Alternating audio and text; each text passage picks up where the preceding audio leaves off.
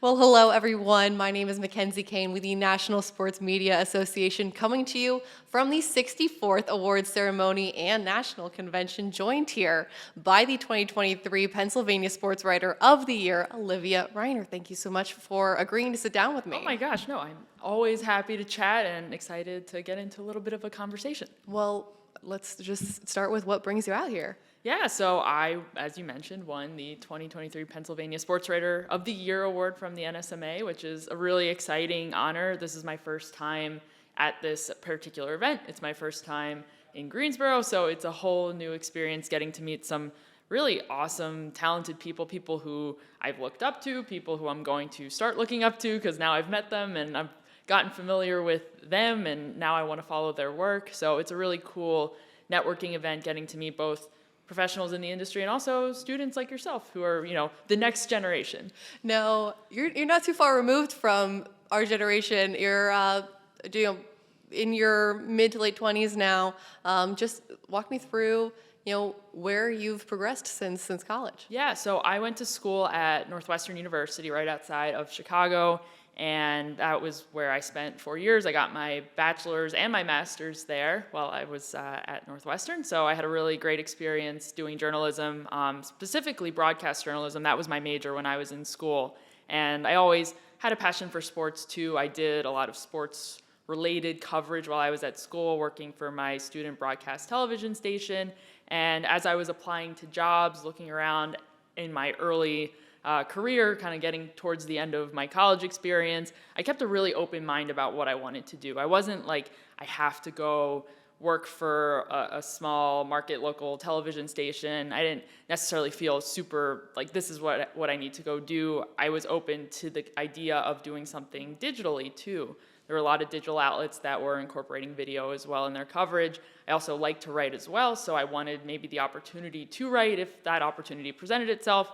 So I cast a pretty wide net in terms of the jobs that I was applying to. Not only was I applying to on-air roles at television stations in small markets, but I was also applying to digital video type of roles. And one role in particular was my first job out of school, which was the Packers multimedia reporter at the Green Bay Press-Gazette in Green Bay, Wisconsin. And that was a role where I would be, and what I actually ended up doing was a lot of live streaming on our social media platforms, doing like a daily live show, talking about the news of the day related to the Packers, answering questions on the spot from our audience, doing those shows before and after games, and then also like occasionally writing and occasionally getting to produce like feature type pieces as well. So it was a job where I got to do a lot of different things, which was something that I really enjoyed to do. So I was in Green Bay for 3 years. The first several months, the first season on the Packers beat, I was with the Green Bay Press-Gazette. I moved to the Milwaukee Journal-Sentinel, which continues to be the sister paper to the Press-Gazette. They're both owned by Gannett. And in that role, not only did I get to do Packers, mostly Packers, but I also got to do some Bucks and Brewers coverage as well. And then a few years ago, I got to start my last job, which was the Flyers beat reporter for the Philadelphia Inquirer, which is where I still work today, and now I'm on the Eagles beat. So it's been a meandering kind of path, but everything kind of building on top of each other. And the first job prepared me for this job and all that. So it's been a really fun journey so far, and I'm really lucky and I'm really grateful, but I've also worked really hard to be where I am too. Now, as we've both seen so far at this convention, there are people here who are in their first year in the job. There are people here who are in their 55th year in the job. Absolutely. And we've sort of seen how much this industry as a whole has evolved with from writing to broadcast. I interviewed a person who, in his time, they didn't even have radio broadcasts. It was all written. But you had mentioned streaming, and I'm curious what your thoughts are on, in this era of streaming, the fact that, Amazon Prime is now streaming Thursday Night Football. How do you think this age is affecting the world of sports media? Absolutely. I think it's huge, and it's such an easy way to reach your audience on their phone, on their laptops, wherever they are at. You're able to meet them where they are. Our live stream that we did, and the one that we continue to do actually at the Inquirer, we also do a similar live stream before games. So I'm not doing it as often as I was in Green Bay, but yeah, we're streaming to our YouTube channel, we're streaming directly to our website, we're streaming to our Facebook platforms, other social media platforms like Twitter, things like that, where you're able to just reach the audience where they are, and they are able to engage with you in real time. If they have a question about, the lineup or things to watch in the game, instead of, typing an email or sending a letter to the writer that you read in the paper, you can ask that question in real time and they'll answer that question for you. So I loved live streaming. It was so much fun. It continues to be a lot of fun, but when I was doing it every day, it's especially then, like I was setting up the camera and I was hooking up our live stream backpack to it, and I was controlling the starting and stopping of the stream from my phone, and I was reading and like on air at the same time. So it was so involved. It was a lot of work. I don't think all the time but at the same time, you don't want people to know how much work goes into it. You want it to make it look seamless and that you're just, doing your job on camera. So it was, I think it's continues to be a big part of my job. It's one part of my job, and it's a fun part because I think it helps us reach a different audience, which is a really important part of the mission of our paper in a digital world, really. Like the print product is just one aspect of what we have at the Inquirer. We also have a digital product, and how are we going to try to diversify the audience? And I think it's certainly one way that we do that. Now, the most intimidating piece of equipment I've ever held in my hand was a live view, so I know where you're coming from when you say that. I'm not sure if you know this, and why would you? Because you are actually a trailblazer sitting in that seat right now on this microphone, because whether or not you know it, you're the first female I've actually had the chance to speak with so far this weekend on the microphones. And I just want to hear your thoughts on how this industry either treats women in sports or the opportunities available for them, and your experiences with that. Yeah, absolutely. I think I'm very grateful to be in this position because it was a lot harder for women who were in my position 10 years ago, 15 years ago, 20 years ago. There's so many trailblazers who have really, I don't want to say suffered because that sounds extreme, but like that have had to go through a lot more than I've had to go through. That's not to say that I haven't had to deal with certain things, but that being said, I think that a lot of what I do in my job has been made a lot easier. The fact that I can be in an NFL locker room and nobody really bats an eye at it, it's normal. It's because other people had to fight for that and had to deal with the harassment that came with that in order to open up the door for people like me. So I'm very fortunate. I think it's really important to find other women in the industry. And when I used to cover the Flyers, when I was covering the NHL, there aren't nearly as many beat writers just in general covering the league as compared to the NFL. So as a result, there are also fewer women covering the NHL, and especially are on beats. And so I became very close with a lot of the women covering the NHL teams across the league and checking in with them and supporting them. And when they had an issue, something that they were dealing with, we had a group chat, just like, let's hash it out in the group chat, talk about what's going on. And it's really important to find people in your corner who are going through similar things that you're going through, that you're able to go to with your questions, concerns. Have you been in a similar situation? What did you do in this situation? It's great to have that support system because it is like, we just have different experiences in the field, and I think it's important to be able to find your people who are going to be willing to support you. So I love being a woman in sports. It comes with its challenges. But I also think it comes with its benefits too. It makes you different. It sets you apart from other people. I'm the only female beat writer covering the Eagles, period. So, in some ways you could look at it as a detriment, but in other ways I think it just makes me different. And I think being different is a good thing too. So I'm really, like I said, it's been a great ride so far, and I'm really lucky to have some great people in my corner too. Well, if there's one lesson I've truly harnessed this weekend and learning from all of these different sports writers, sportscasters, is the value of a mentor in this industry. And I'm curious, when you were looking for that support system, were you turning to other women in sports? Were you turning, or were you comfortable and accepted by other men in your field? Absolutely, yeah. I think some of my mentors to this day were the very first people that I worked with in my job. at the Green Bay Press-Gazette and the Milwaukee Journal-Sentinel, and they were all guys, but they had been doing the job for such a long time. And I think that's also something that's so important for every young person coming into their field, is to just like listen to the people who have been doing this for a long time. You don't have to agree with everything that they do, the way they do things, but they've been around for a while, they've seen a lot, they know the team that they're covering inside and out, and whatever information, knowledge, wisdom that they're willing to share, I think it's important to, at the very least, just listen and try to synthesize that and decide whether or not, okay, like, is this something that I want to take and internalize and use this to help guide me? Is this something that, maybe I don't really need this? So I feel like I worked with three, when I started there, I worked with 4 other people who had been there for a very long time and knew the team really well and were very veteran and had worked other places. 2 of them, Tom Silverstein and Pete Doherty, had literally covered the Packers since I was born. So they'd experienced so much. And listen, not everyone, I think that this was something that I learned.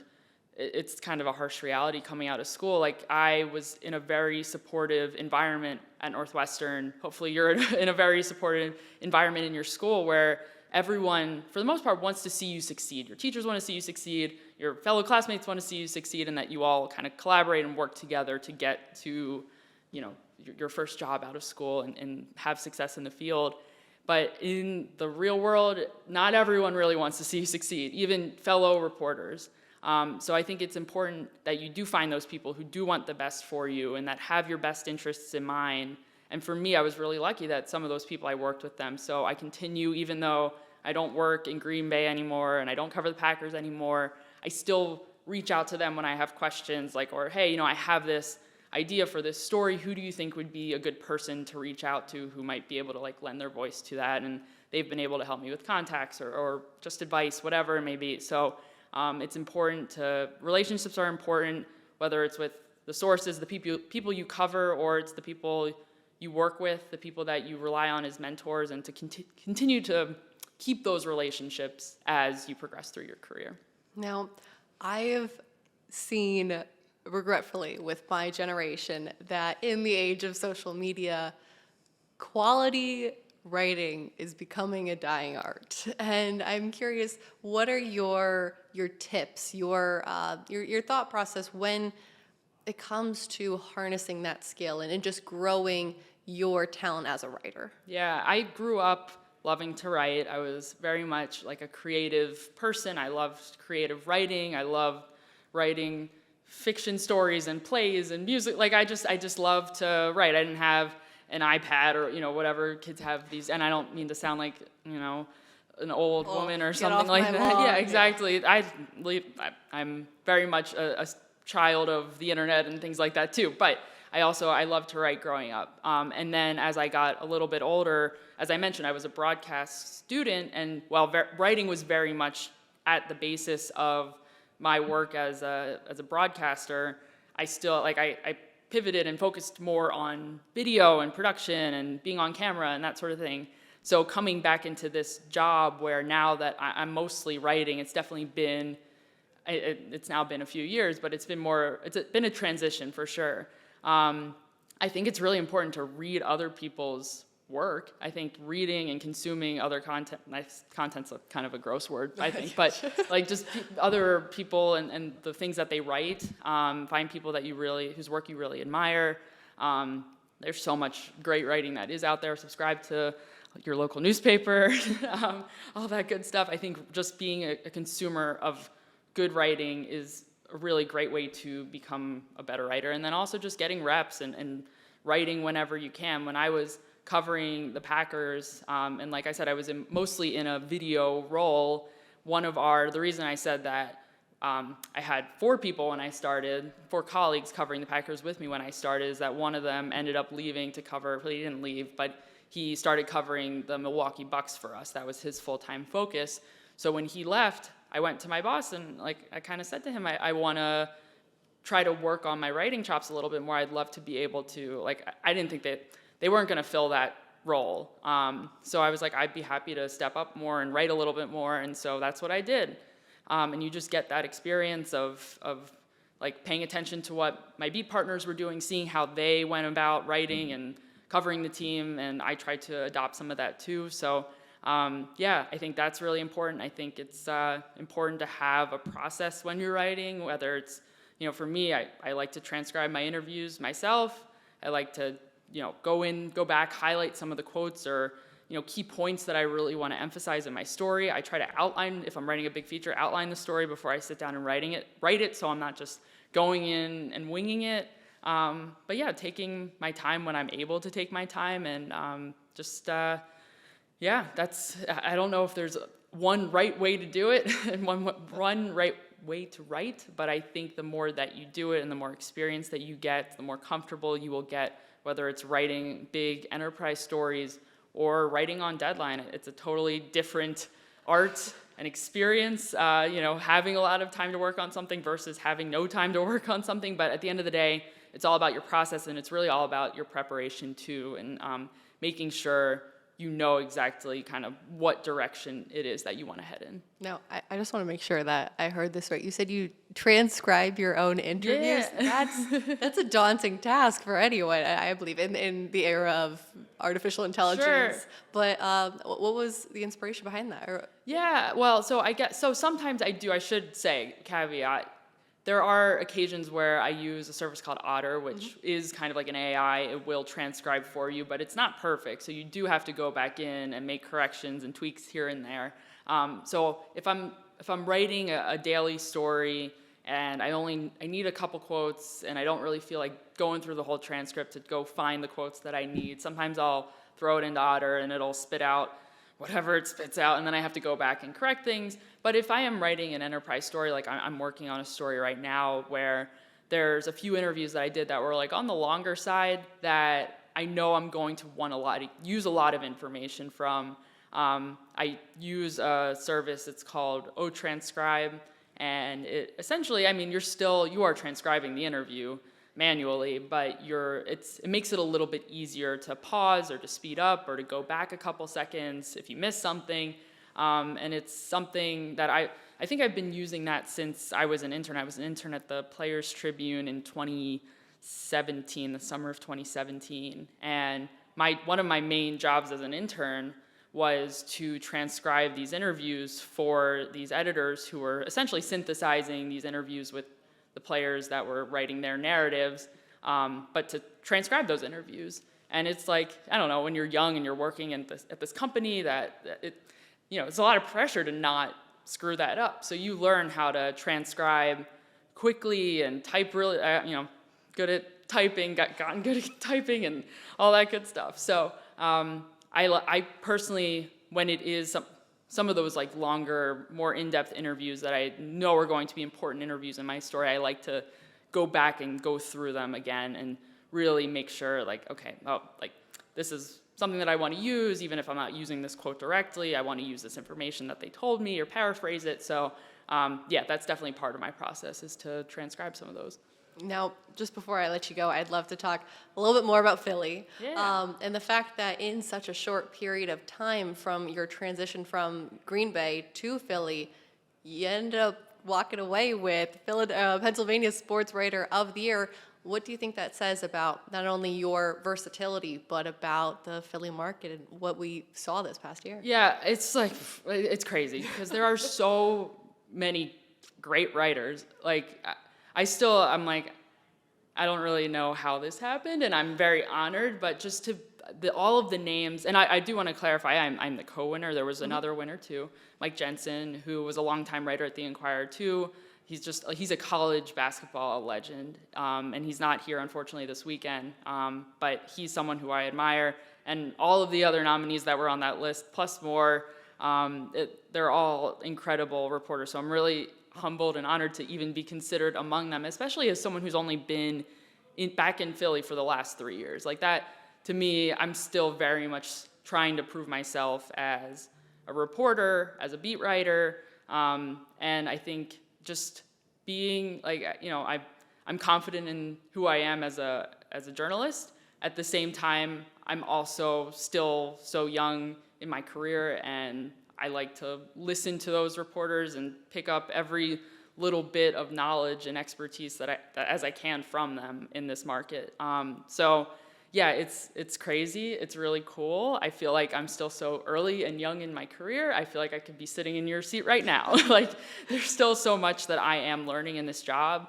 And that's why, like, I don't know, I still, everyone, and we were just listening to a panel recently about, like, okay, you know, how do you get to this next job, whatever that next job is. But it is really so important to just, like, be really good at the job that you're in right now. And I get asked all the time, like, well, what's your dream job? What do you want to do? And, like, I know that I want to tell really great stories on big stages and things like that. But at the same time, like, I really want to be good at what I'm doing. I'm still so young in what I'm doing, and I have a lot to learn. So this is an awesome accomplishment. I'm so happy to be here. This is a wonderful opportunity. At the same time, I know that I have so much room to grow, and I think that's a really exciting thing. Well, Olivia, thank you so much for taking the time to sit down with me, telling me more about your life story, and congratulations on the title. Thank you so much. It's been a real treat to speak with you, and looking forward to the rest of the weekend. And we're already on the same wavelength with the matching outfits today.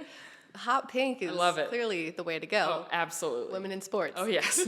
Well, I won't keep you from lunch any longer. Thank you. Thank you.